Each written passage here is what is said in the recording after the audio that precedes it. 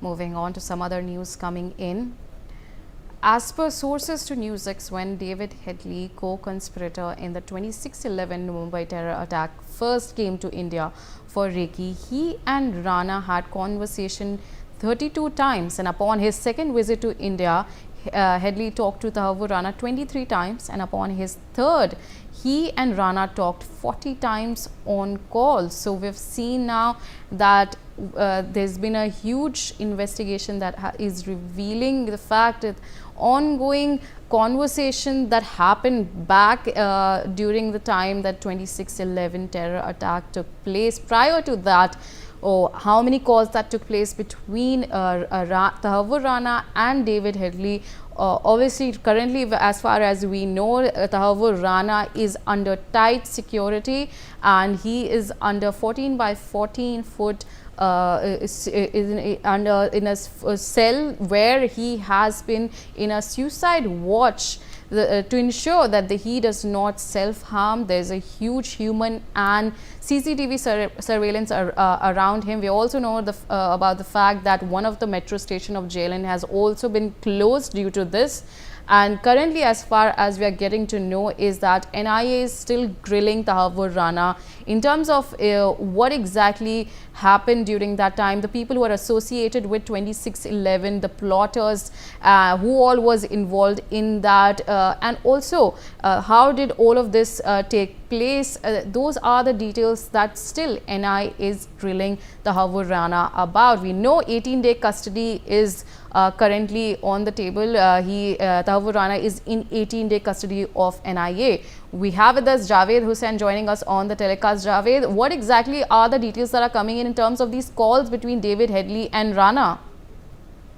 देखिए 26/11 आतंकी हमले में जिस तरीके से डेविड हेडली और तहाव्वुर राना के बीच के जो कॉल डिटेल है, वो 231 जो कॉल्स हैं, वो कॉल डिटेल जो है एनआईए एजेंसी के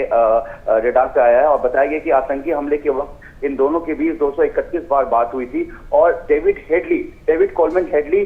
जो है वो 8 बार भारत आया था और 8 बार भारत आने के बाद उसने यहाँ पे रैकी की थी। और इस बीच उसने सिर्फ 2 बार जो है फोन से कन्वर्सेशन नहीं हुआ था उसका मोबाइल फोन से ताऊ राना के साथ, लेकिन बाकी जो 6 कॉल्स थे जो डेविड हेडली भारत आया था यहाँ पर रैकी टारगेट के लिए, उसकी जो है तकरीबन कई बार जो बात हुई थी ताऊ राना को। इस पूरे मामले में जिस तरीके से आतंकी लश्कर-ए-तौयबा और इसके अलावा जो इसका एक पॉलिटिकल जो विंग है लश्कर-ए-तौयबा का हुजी, उसका जो लकवी है वो इसका पूरी तरीके से चीफ है, उसका कोऑर्डिनेटर है। और कहीं ना कहीं एक जो पूरा कनेक्शन है इस पूरे 26/11 आतंकी हमले को लेकर एक पहले से ही ये साजिश रची गई थी जिसमें इसको एक एग्जीक्यूट करना था। इसमें मैं आपको बता दूं कि जो ताऊर राना कल तकरीबन कुछ ही घंटे उससे पूछताछ हो पाई थी क्योंकि वो पूरी तरीके से घबराया हुआ था और वो परेशान लग रहा था और बातों को रुक कर वो जवाब दे रहा था, जैसा कि एजेंसी सूत्र बता रहे हैं। लेकिन एजेंसी सूत्रों का कहना है कि उसे पहले नॉर्मल किया गया, नॉर्मल करने के बाद जो ये पूरा प्रोसीडिंग है जो इन्वेस्टिगेशन का, ये वीडियो कैमरे के सामने ये प्रोसीडिंग की जा रही है और इसमें उसके एक स्टेटमेंट को रिकॉर्ड किया जा रहा है और साथ ही उस वीडियो रिकॉर्डिंग के जरिए उसके सारे मोमेंट को भी देखा जा रहा है, क्योंकि 18 दिन का एक लंबा समय है और आज दूसरा दिन है इंट्रोगेशन को लेकर, पूछताछ को लेकर। और जो ताऊर राना का जो एक सेल है जहां उसे रखा गया, उस सेल के ठीक पास में ही यानी कि ग्राउंड फ्लोर पे ही इंट्रोगेशन रूम बनाया गया।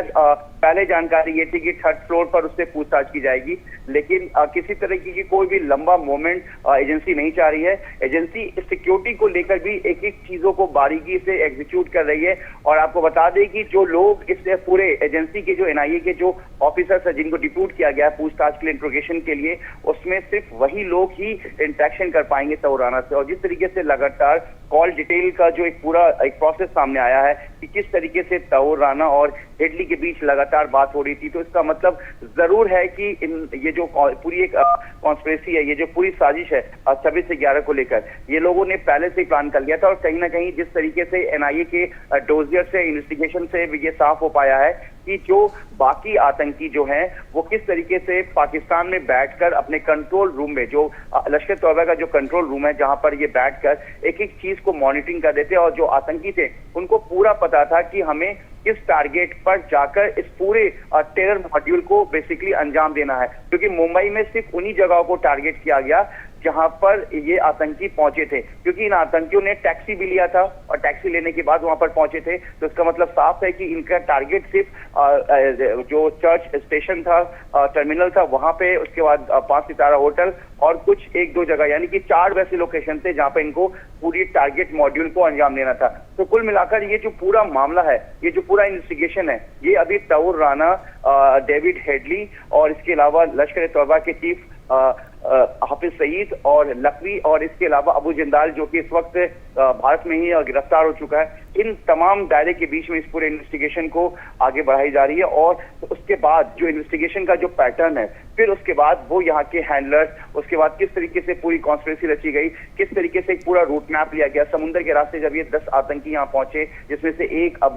जो आपको कसाब बचा, कसाब के पास और पूरी तरीके से इनके पास एक सेट था, एक वायरलेस सेट था, जीपीएस सिस्टम से पूरी तरीके से ये लोग अपडेटेड थे, और इनको पाकिस्तान में बैठे जो 5 आतंकी हैं जो कि लश्कर तौबा से जुड़े हुए हैं, और किस तरीके से कंट्रोल रूम में बैठकर इन्होंने पूरा मॉनिटरिंग किया था इस टेरर मॉड्यूल को लेकर। तो एक पूरे रूट मैप को लेकर भी एनआईए इनसे पूछताछ करेगी। लेकिन जिस तरीके से तौर राना पूरी तरीके से घबराया हुआ था, और जिस तरह से इसने अमेरिकन सुप्रीम कोर्ट में इसने याचिका भी दी थी कि वो भारत नहीं आना चाहता क्योंकि उसके साथ उसे टॉर्चर किया जा सकता है, उसने ये भी हवाला दिया था कि वो एक पाकिस्तानी मुस्लिम है। दरअसल वो बाद में वो कनाडा मुल्क का नागरिक बन चुका था, लेकिन उसने पाकिस्तानी मुस्लिम होने का वो एक अपील की थी कि उसे यहाँ पे टॉर्चर किया जा सकता है, उसके साथ कुछ भी हो सकता है। लेकिन इन सब चीजों की दलीलों को सुनते हुए अमेरिका सुप्रीम कोर्ट ने इस याचिका को खारिज किया, और भारत की एक बहुत बड़ी जीत हुई, जो 10 अप्रैल को तौर राना को अमेरिका की स्पेशल फ्लाइट से दिल्ली लाया गया। अब तौर राना से वो तमाम जो जांच है, जो जांच सबसे बड़ा जो मेन पॉइंट है एजेंसी का, वो चार्जशीट की अगर हम हवाले से बात करें, या एजेंसी के जो आया रिपोर्ट, इन्वेस्टिगेशन रिपोर्ट है, उसके हवाले से अगर हम जाने तो तौर राना और हेड और लश्कर तौबा का जो पॉलिटिकल विंग है, जो जिसे इस वक्त पाकिस्तान में है, और ये साफ हो गया कि किस तरीके से पाकिस्तान की आईएसआई जो खुफिया एजेंसी है वो किस तरीके से। All right, Javed, stay with us. We have more updates coming in as per our sources to NewsX. The 5th time Headley came to India, he had called Rana 37 times on his mobile phone. Rana and David Headley had multiple telephonic conversation when Headley came to visit India for Reiki. But the 7th time Headley came to India, the two conspirators had no conversation with each other. So Javed, what exactly are the details that are coming in terms of the fact that the Reiki was conducted prior to this, and also the telephonic conversation in the last phases? जो कुल मिलाकर 8 calls किए गए थे David Headley के जरिए जब वो भारत आया था, और उसने जो रैकी पूरी की थी, उस सारे रैकी का जो मेन पॉइंट था वो यही पॉइंट था कि वो भारत में उन टारगेट को कंप्लीट करना चाह रहा था जहां जहां पर टेरर मॉड्यूल को अंजाम देना था। तो ऐसे में 2 कॉल्स का जो डिटेल आया है कि जिसमें 2 बार डेविड हेडली की और तौर राना की फोन पे जरिए बात नहीं हुई थी, शायद उनकी मुलाकात हुई थी, लेकिन जिस तरीके से शुरुआत में ये आ रहा था कि 5 बार जो डेविड हेडली है वो भारत आया था, लेकिन जो बाद में एजेंसी के सूत्रों के हवाले से जो खबर आई कि इस पूछताछ का ये ये जो इंफॉर्मेशन आई है कि ये 8 बार भारत आया था, और 8 बार इसकी जो है तौर राना से बात हुई थी, और 2 बार हो सकता है कि इसकी मुलाकात हुई, क्योंकि जो कॉल बात हुई थी वो 1 बार नहीं, 2 बार नहीं, ये तकरीबन 30 से 40 बार, 20 बार, 22 बार इस तरीके से लगातार कॉल हुई थी। और